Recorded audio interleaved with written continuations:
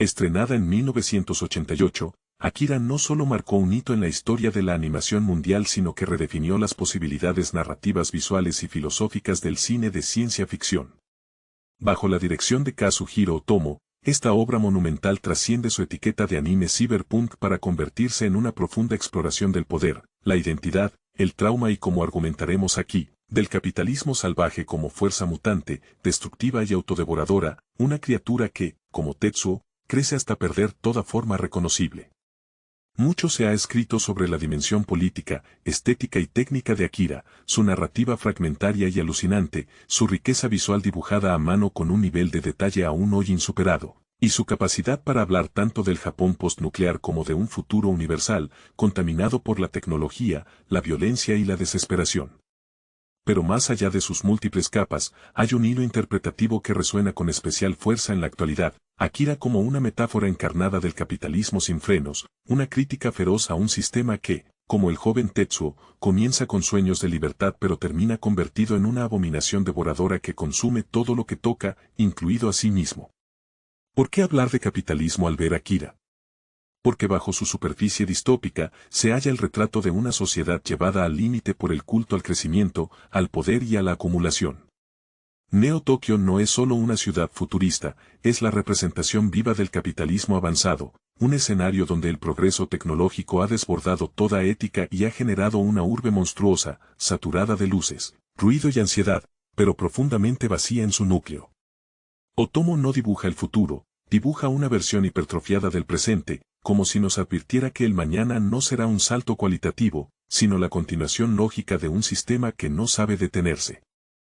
Este breve análisis parte de una tesis clara: Akira es una alegoría del capitalismo salvaje, entendido no solo como sistema económico, sino como lógica cultural, política y ontológica. Es decir, como una forma de organización de la vida que convierte el cuerpo, la mente, el deseo, el tiempo y la memoria, en mercancía o herramienta de rendimiento. Aquí el capitalismo no aparece en su forma tradicional de fábricas o bolsas de valores, sino en su versión más inquietante, como fuerza mutante, como organismo sin centro, como impulso desbocado hacia la expansión sin fin. En este sentido, Tetsuo es más que un personaje sino que es la encarnación de esa lógica. Un joven marginal, sometido, que al adquirir poder, es decir, al insertarse en la maquinaria, pierde progresivamente todo rasgo humano. Se vuelve otra cosa. Su cuerpo se deforma, se expande, se vuelve ingobernable. Como el capital, que comienza siendo una herramienta y termina siendo un amo. Su mutación, orgánica y tecnológica a la vez, ilustra visualmente lo que filósofos como Karl Marx ya advirtieron en el siglo XIX, que el capital no es solo dinero, sino una fuerza ciega de reproducción que tiende a superar todas las barreras humanas y naturales, hasta devorarlas por completo. Como ya había intuido Marx en su crítica al fetichismo de la mercancía, cuando el capital se vuelve autónomo, los humanos dejamos de ser sujetos para convertirnos en sus portadores, sus víctimas o sus residuos. Pero esta visión no es solo metafísica. Akira nace en un contexto específico, el Japón de los años 80, en plena burbuja económica, cuando el país se convertía en una potencia global y símbolo del capitalismo triunfante. Era la era de la especulación inmobiliaria, de las megacorporaciones tecnológicas, del culto al trabajo y al rendimiento. Bajo ese aparente éxito, sin embargo, se gestaba una crisis de sentido, una juventud alienada, una sociedad hipertecnologizada pero emocionalmente estéril, una sensación general de fatiga moral. Otomo no solo capta ese malestar sino que lo proyecta hacia el futuro, y lo estira hasta el horror. Y es que en Akira, no solo la ciudad se deforma, también lo hace el cuerpo.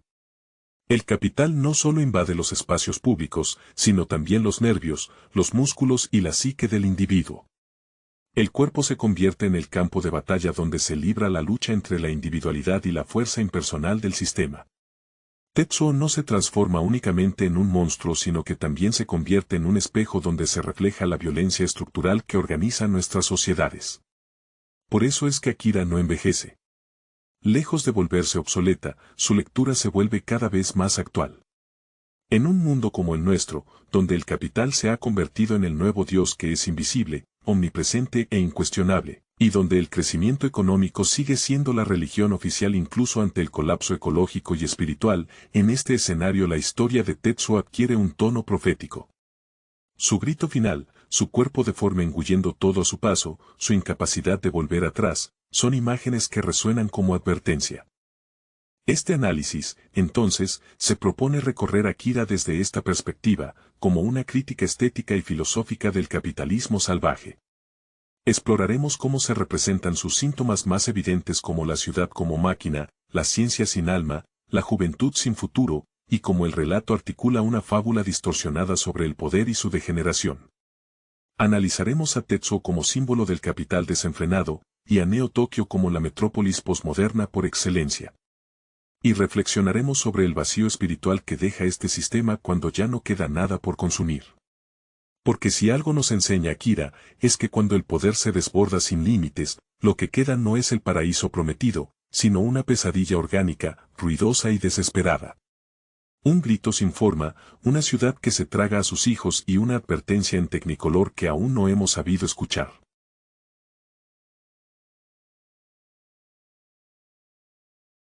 En Akira, el personaje de Tetsuo no solo cumple una función narrativa, representa una de las figuras más potentes y simbólicas del cine moderno. Su transformación no es simplemente física ni individual, es la dramatización de un proceso histórico, cultural y económico. Tetsuo no es un mutante cualquiera. Es la encarnación del capital como fuerza autónoma, devoradora, sin ética ni límites. Un cuerpo que comienza como sujeto sometido y termina como sujeto desbordado, convertido en objeto de su propia catástrofe. Al inicio de la historia, Tetsuo es un joven marginal, inseguro y vulnerable. Es el miembro más débil de su grupo de motociclistas, opacado constantemente por la figura de Kaneda, su amigo y líder. Esta jerarquía de poder inicial puede leerse como una metáfora de la exclusión estructural en las sociedades capitalistas, los débiles, los invisibles, los sobrantes del sistema. Pero precisamente ese lugar de subordinación es lo que lo vuelve susceptible a una transformación monstruosa cuando accede al poder. Como el capital, que muchas veces se origina en las fisuras del sistema para luego devorarlo desde adentro, Tetsuo es un marginado que, al adquirir poder, se convierte en amenaza. La explosión de sus poderes psíquicos no representa únicamente un despertar individual. Es la visualización extrema de un principio de crecimiento sin control. En términos marxistas, podríamos decir que Tetsuo pasa de ser fuerza de trabajo alienada a ser capital personificado.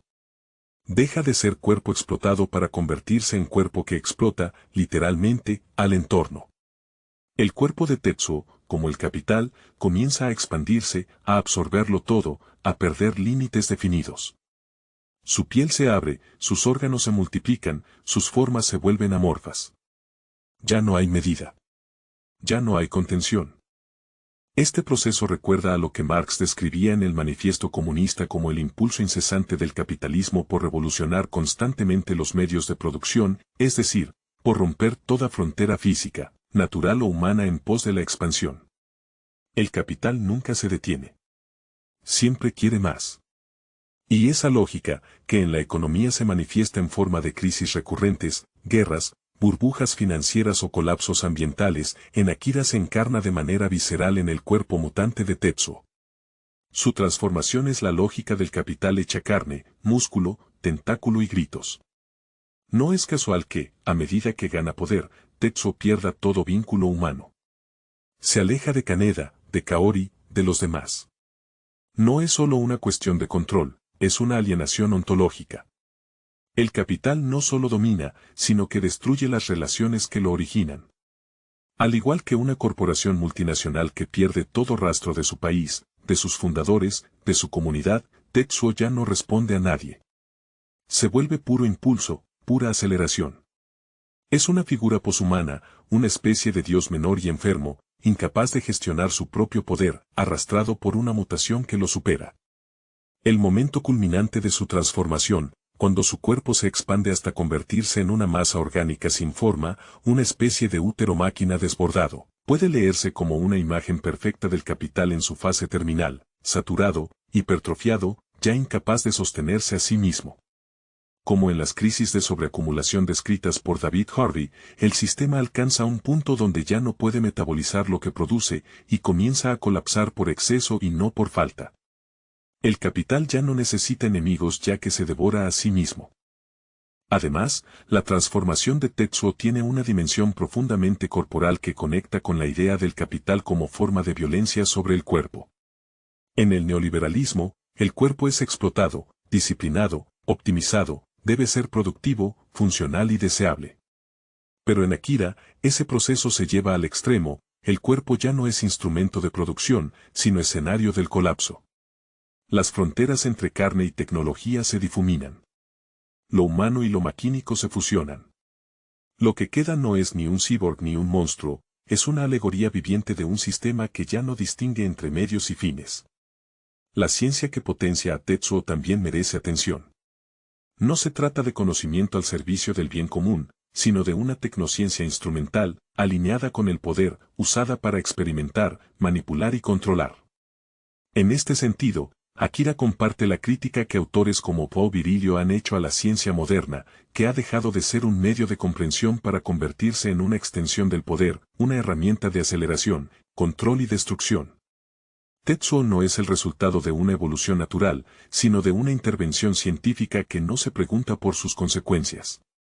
Una vez más, como el capital, que opera sin ética, sin responsabilidad y sin horizonte. Por último, no hay que olvidar la dimensión trágica de Tetsuo. No es simplemente un villano. Es una víctima de un sistema que primero lo aplasta y luego lo empodera hasta deformarlo. Su grito final, su desesperación, su sufrimiento, no pueden leerse como una condena moral, sino como una advertencia. En él se concentra la figura del sujeto moderno arrojado al vértigo del poder sin dirección. Como Ícaro, Tetsuo vuela demasiado alto. Pero sus alas no son de cera, sino de metal, carne y resentimiento. Y su caída no es solo personal sino que es el desplome de una lógica entera. Así, Akira convierte a Tetsuo en algo más que un personaje. Es un concepto. Una metáfora viva de la forma en que el poder, cuando se acumula sin límite, deja de ser herramienta para convertirse en amenaza. Su cuerpo es el escenario donde se despliega el drama del capital, crecimiento, mutación, desborde, alienación y colapso. Y su tragedia es también la nuestra, si no somos capaces de detener la maquinaria antes de que nos trague por completo. La ciudad de Neo Tokio no es simplemente un escenario donde se desarrolla la acción de Akira, es una entidad viva, vibrante y decadente que encarna, mejor que cualquier otro elemento del filme, los efectos corrosivos del capitalismo en su fase más avanzada. Es la ilustración distópica de una ciudad tomada por la hipertrofia del progreso, un símbolo de un modelo de desarrollo que ha dejado de lado al ser humano en su búsqueda ciega por la expansión, el consumo y el control. Neo Tokio es una ciudad hipertecnológica, donde las luces de neón y las autopistas elevadas brillan como promesas de futuro. Pero ese brillo es superficial ya que detrás de la apariencia de modernidad se esconde una sociedad profundamente fracturada. El lujo y la alta tecnología coexisten con barrios marginales, calles cubiertas de basura, pandillas juveniles sin rumbo y una población alienada que sobrevive como puede. La ciudad no es un modelo utópico de desarrollo, es una selva de concreto donde reina la ley del más fuerte, donde la institucionalidad está al servicio de las élites, y donde el ciudadano común ha sido reducido a espectador del colapso. Kazuhiro Otomo no inventa esta ciudad desde la nada. Neo Tokio es, en realidad, un espejo deformado, pero profundamente reconocible, del Japón de los años 80, en pleno auge de su burbuja financiera. Durante esa década, Japón experimentó un crecimiento económico vertiginoso basado en la especulación inmobiliaria, la sobreproducción tecnológica y una expansión empresarial agresiva. A simple vista, era el milagro japonés. Pero bajo esa fachada se escondía una creciente ansiedad colectiva, una presión social asfixiante y una generación joven desencantada, sin rumbo y sin causa. Akira retrata esa angustia con una precisión casi profética. El capitalismo avanzado, tal como lo describe el filósofo Fredrick Jameson, se caracteriza por la disolución de las estructuras tradicionales, la saturación del espacio por objetos de consumo, la estetización de lo banal y la pérdida de profundidad histórica. Neo Tokio es justamente eso, una ciudad sin memoria, construida sobre las ruinas de una catástrofe anterior. La ciudad vive en un eterno presente, guiada por la velocidad, el ruido y el espectáculo. Es un espacio posmoderno en su máxima expresión. Neo Tokio está sobrepoblada, pero no hay sentido de comunidad. Los individuos se aglomeran en espacios públicos sin ninguna conexión real. Las personas están juntas, pero solas. La alienación que Marx ya denunciaba en el siglo XIX aquí alcanza un nuevo nivel, no solo se está alienado del trabajo, sino del otro, del entorno, de uno mismo. Los ciudadanos de Neo Tokio vagan sin propósito, como piezas prescindibles dentro de una maquinaria que los ha reducido a engranajes anónimos. Los jóvenes en Akira, pandilleros, drogadictos, desertores escolares, son el subproducto de un sistema que ya no ofrece ni sentido ni futuro. No hay instituciones que los contengan, ni adultos que los escuchen, ni caminos definidos hacia una vida digna. Esto no es solo una crítica a la descomposición social, es una advertencia sobre lo que ocurre cuando el capitalismo deja de ofrecer incluso la promesa de movilidad ascendente. El futuro, antes símbolo de esperanza, se ha convertido en amenaza. La droga aparece en Akira no como una moda, sino como un refugio. Es el síntoma de una sociedad sin espiritualidad, donde el placer inmediato sustituye a cualquier búsqueda de sentido. Las drogas funcionan como analgésicos de la alienación, como parches existenciales frente al vacío que deja una vida sin comunidad, sin propósito y sin trascendencia. El consumo, en este contexto, es tan compulsivo como inútil, no cura, apenas disimula. El tejido social está roto. No hay barrios solidarios, ni redes de cuidado, ni espacios de contención colectiva. El individualismo extremo, la competencia feroz y la desconfianza se han vuelto norma. Incluso las rebeliones y los movimientos sociales dentro de la película aparecen como fragmentados, infiltrados o inútiles. La sociedad está cansada, anestesiada y resignada. La ciudad no es hogar, es trampa. La economía en Akira gira en torno al control estatal, las corporaciones y la ciencia. Pero todo funciona como una maquinaria impersonal. La ciencia ya no es búsqueda de verdad, sino medio de vigilancia. La tecnología no se orienta al bienestar, sino al control. En este sentido, Otomo anticipa lo que Zygmunt Bauman llamaría décadas después la modernidad líquida, una era donde las estructuras sólidas han colapsado, pero sin haber sido reemplazadas por nuevas formas de comunidad o sentido. El resultado final es una ciudad profundamente nihilista. Neo Tokio es el paraíso del capital, pero el infierno del sujeto. Una ciudad donde el desarrollo técnico ha alcanzado niveles impresionantes, pero donde la experiencia humana se ha degradado. Donde la arquitectura deslumbra, pero la vida se pudre. Donde el progreso ya no tiene dirección ni justificación. Y sin embargo, la ciudad no colapsa por falta de recursos, sino por exceso de ellos. Esta es la paradoja central del capitalismo avanzado, no destruye porque carezca, sino porque desborda. La saturación tecnológica, informativa y económica termina por vaciar de sentido la existencia. Como en la famosa idea de Gadebord sobre la sociedad del espectáculo, todo se convierte en simulacro, en superficie sin profundidad, en imagen sin sustancia. En este contexto, Neo Tokio funciona no solo como un reflejo de un sistema fallido, sino como una advertencia a escala urbana, cuando el progreso se convierte en fin en sí mismo y el capital se convierte en Dios. La ciudad, ese símbolo histórico de civilización, se convierte en su víctima. O peor aún, en su instrumento de dominación. Tetsuo, uno de los personajes centrales de Akira, es mucho más que un joven con poderes psíquicos descontrolados, es la encarnación simbólica del capitalismo desenfrenado y sin frenos éticos. Su transformación progresiva, de un adolescente inseguro y débil, dominado por sus complejos y su entorno opresor, a un monstruo descomunal que devora todo a su paso, puede leerse como una metáfora potente y aterradora del crecimiento exponencial y destructivo de un sistema económico que no conoce límites, ni naturales ni morales. Al principio, Tetsuo es una figura vulnerable, un marginado que ansía poder y reconocimiento. Este deseo no es inocente, refleja el ideal neoliberal de empoderamiento individual, la promesa de que cualquiera puede, mediante su esfuerzo y voluntad, alcanzar la libertad y la autonomía absolutas. En ese sentido, el poder psíquico que obtiene Tetsuo funciona como símbolo del capital, una herramienta potencialmente liberadora, capaz de transformar vidas, pero que sin reglas se vuelve incontrolable. Sin embargo, la adquisición de poder no trae liberación, sino aislamiento. El crecimiento de Tetsuo es también una progresiva ruptura con su humanidad y con quienes lo rodean. Su poder lo aleja de sus amigos, de la sociedad y finalmente de sí mismo. En su mutación física, su cuerpo que se expande, se retuerce y se convierte en una masa deforme, se revela la naturaleza grotesca del capital desatado, no se detiene ante nada, destruye lo que toca y se vuelve un fin en sí mismo.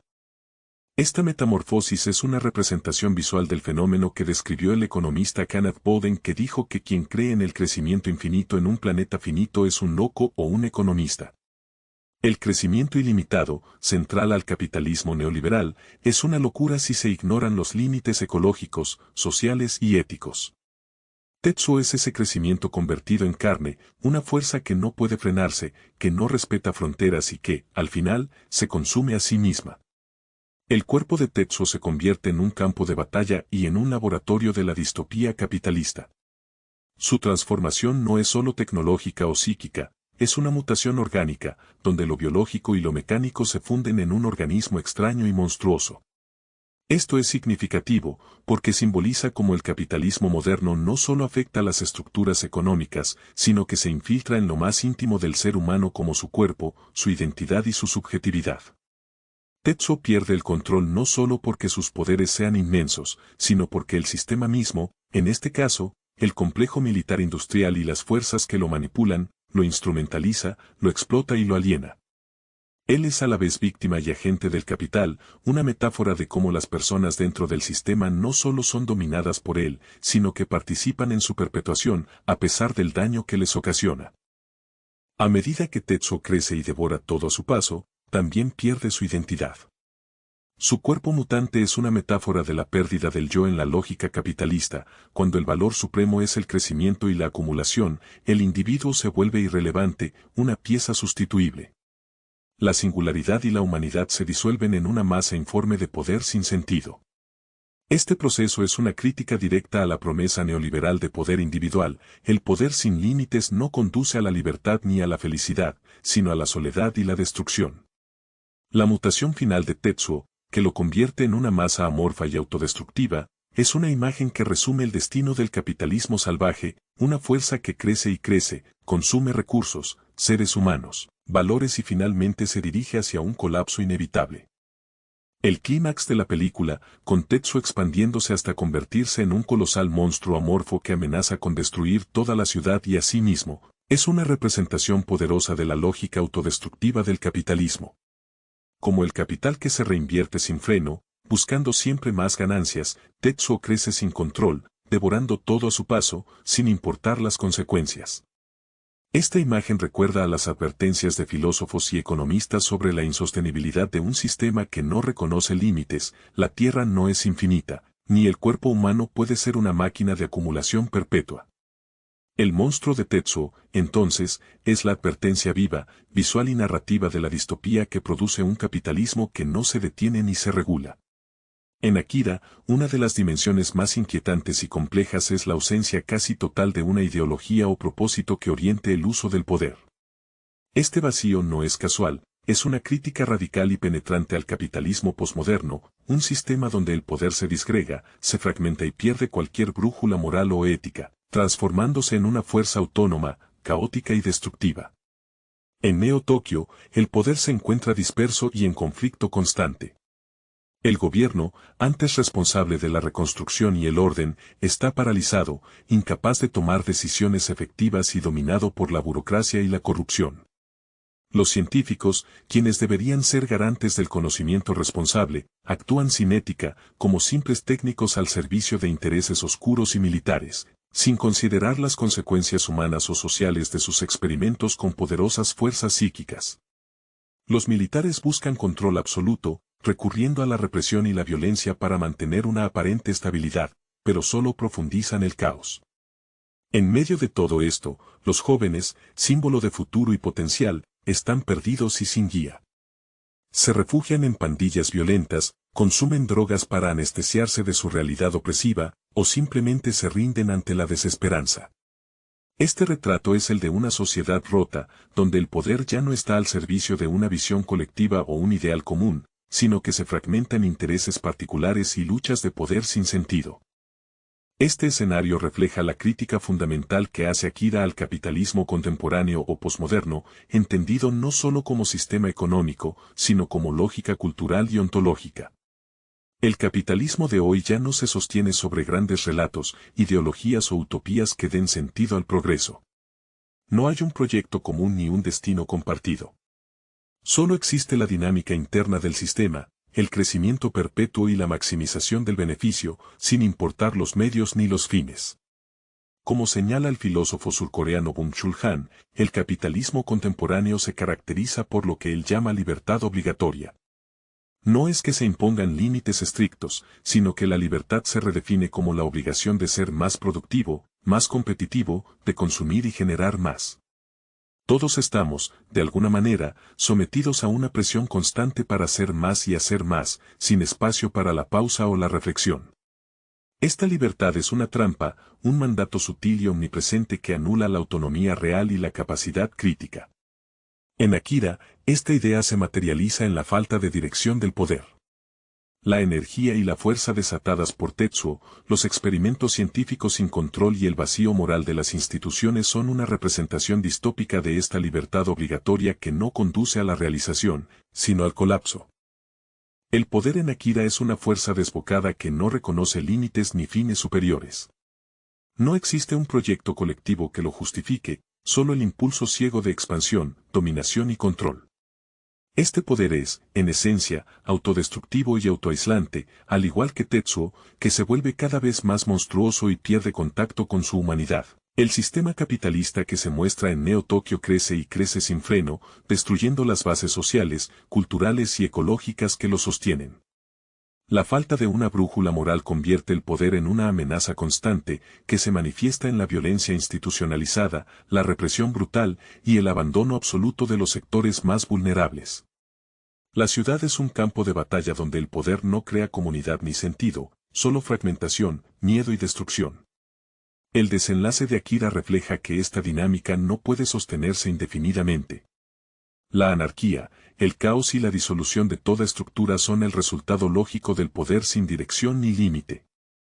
El colapso de Neo Tokio no es solo una destrucción física, sino la implosión de un sistema que ha perdido su razón de ser. Este mensaje resuena con las críticas de pensadores contemporáneos que advierten sobre el fin de los grandes relatos y el agotamiento del modelo capitalista actual. Sin un sentido compartido, sin límites éticos y sin una narrativa que oriente el uso del poder, la sociedad se desliza hacia la fragmentación y la violencia. Uno de los aspectos más inquietantes y fundamentales en Akira es la representación de la ciencia y la tecnología, no como herramientas neutrales al servicio del bienestar humano, sino como extensiones directas del poder capitalista y autoritario. En la distopía de Neo Tokio, la tecnología se ha convertido en un engranaje más de una maquinaria de control, dominación y acumulación, perdiendo toda función emancipadora o humanista. En el mundo de Akira, la ciencia no busca sanar ni comprender, sino controlar y someter. Los experimentos con niños, como los sujetos a los que se les intentan manipular poderes psíquicos, reflejan un uso instrumental de la vida humana para intereses estratégicos y militares. El poder psíquico, que podría representar un potencial liberador o transformador, es reducido a un arma, un recurso para mantener o aumentar el dominio.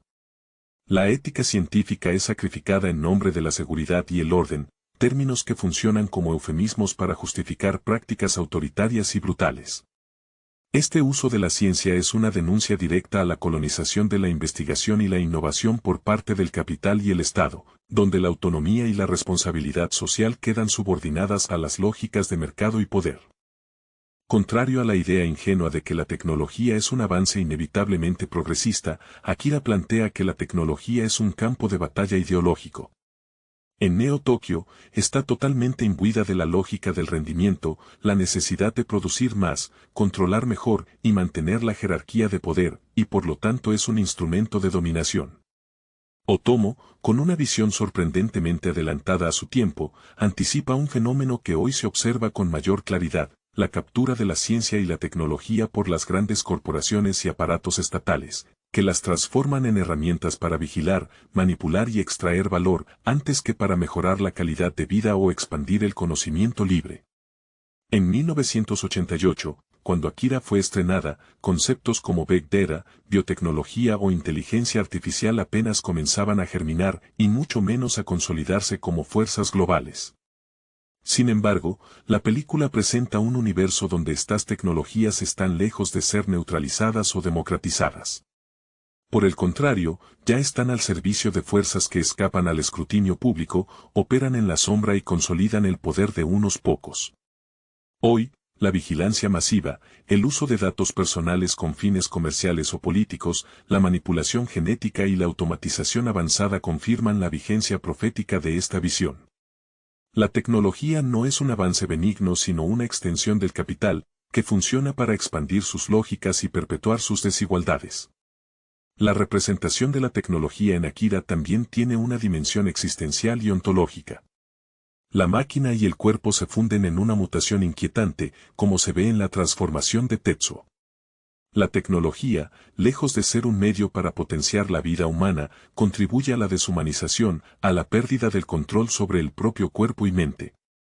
Esta alienación tecnológica es un reflejo de cómo el capital instrumentaliza la vida, reduciéndola a recurso productivo o mercancía, y disuelve las relaciones auténticas en relaciones de poder y explotación mediadas por la técnica. En Akira, la infancia, lejos de ser el símbolo tradicional de esperanza y renovación, se presenta como un territorio devastado y explotado, donde la promesa del futuro ha sido secuestrada y traicionada por las fuerzas del poder y el capital.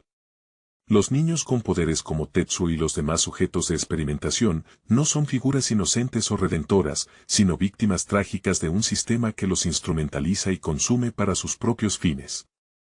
Estos niños no son protegidos, cuidados ni guiados, sino convertidos en piezas de un juego mucho más grande y destructivo. Son objeto de experimentos científicos y militares, herramientas para controlar o desatar fuerzas más allá de cualquier ética. La infancia, en lugar de un espacio de crecimiento natural, se transforma en un laboratorio de poder, donde la vida es sacrificada para sostener o desafiar estructuras sociales violentas y opresivas. Esta representación no es casual sino que refleja cómo el capitalismo salvaje, en su lógica de explotación extrema, despoja a las nuevas generaciones de la posibilidad misma de forjar un futuro autónomo y libre. La infancia es usurpada, cooptada por un sistema que prioriza la acumulación, la dominación y la perpetuación del sistema. Lejos de proyectar la niñez como esperanza, Akira pone en primer plano el trauma que se hereda y multiplica. Las nuevas generaciones no solo enfrentan un presente devastado, sino que cargan con las heridas, físicas, psicológicas y sociales, que el sistema les impone. La mutación violenta de Tetsuo o la energía explosiva de Akira simbolizan ese dolor acumulado que estalla, una violencia que nace de la represión, el abandono y la desesperanza. Así, la infancia no es redentora sino fracturada, no es un inicio limpio sino la continuación de una historia rota, de un ciclo de destrucción que se retroalimenta.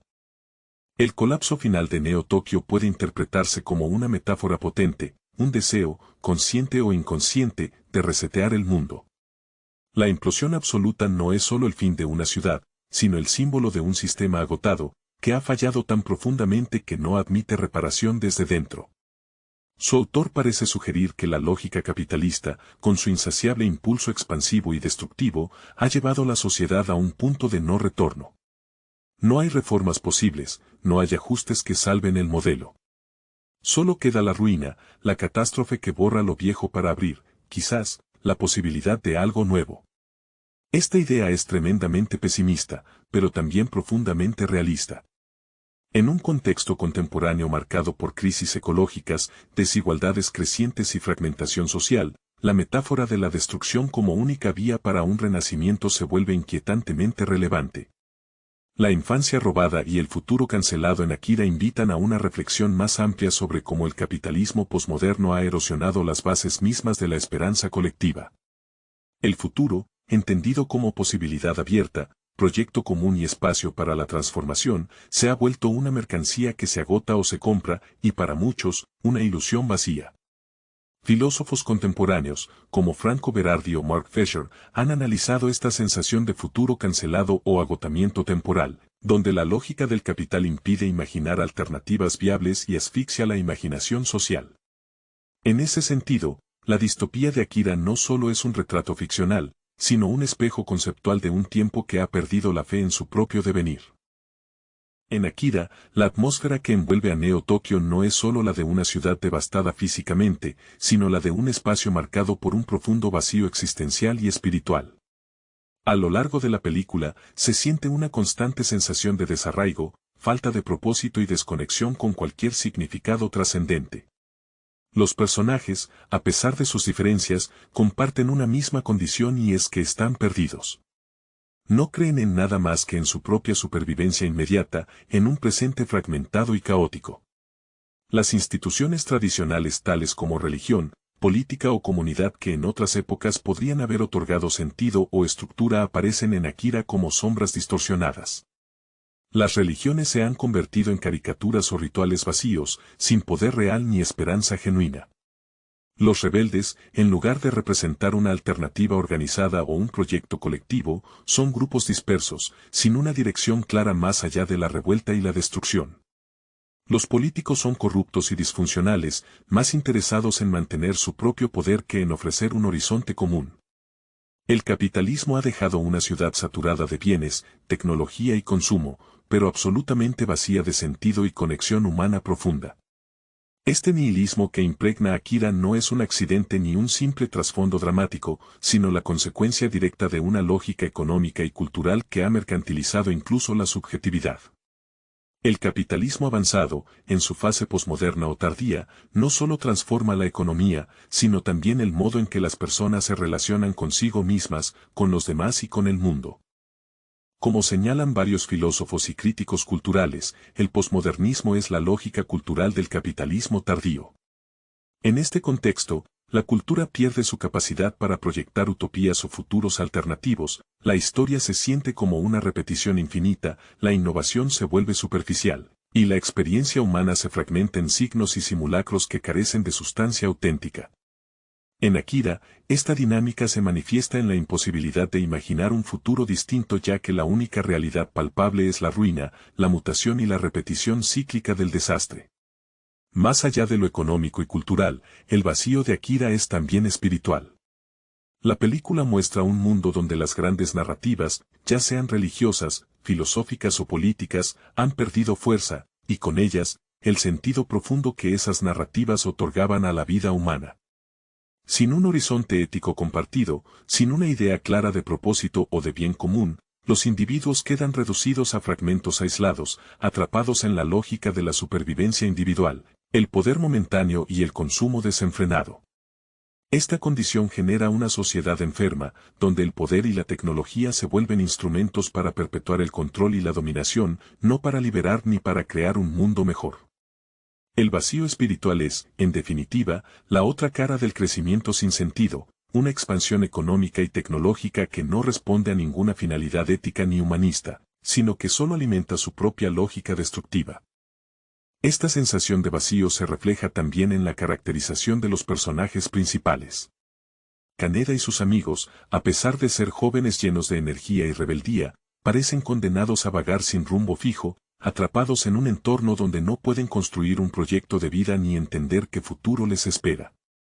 Los científicos, obsesionados con el poder de Akira y Tetsuo, han perdido toda ética, convirtiéndose en meros técnicos sin conexión con el sentido último de sus actos. Los militares y políticos actúan por intereses mezquinos, sin visión ni responsabilidad. Incluso la figura de Akira, que podría representar una esperanza o una salvación, es en realidad un símbolo ambiguo. Su poder no trae redención, sino destrucción y caos, reforzando la idea de que no existe una fuerza superior capaz de guiar hacia un sentido pleno. El vacío espiritual y el nihilismo de Akira son, por tanto, una denuncia profunda y aguda sobre el costo humano y existencial del capitalismo avanzado. Su autor no solo crea una crítica social y política, sino que también expone las heridas más íntimas de una civilización que ha olvidado cómo imaginar un sentido más allá de la acumulación y la supervivencia. En este sentido, Akira no es solo una obra de ciencia ficción distópica, sino un espejo inquietante de nuestra época, que nos confronta con la urgencia de repensar no solo la economía o la política, sino la propia condición espiritual del ser humano en un mundo cada vez más dominado por la lógica del capital.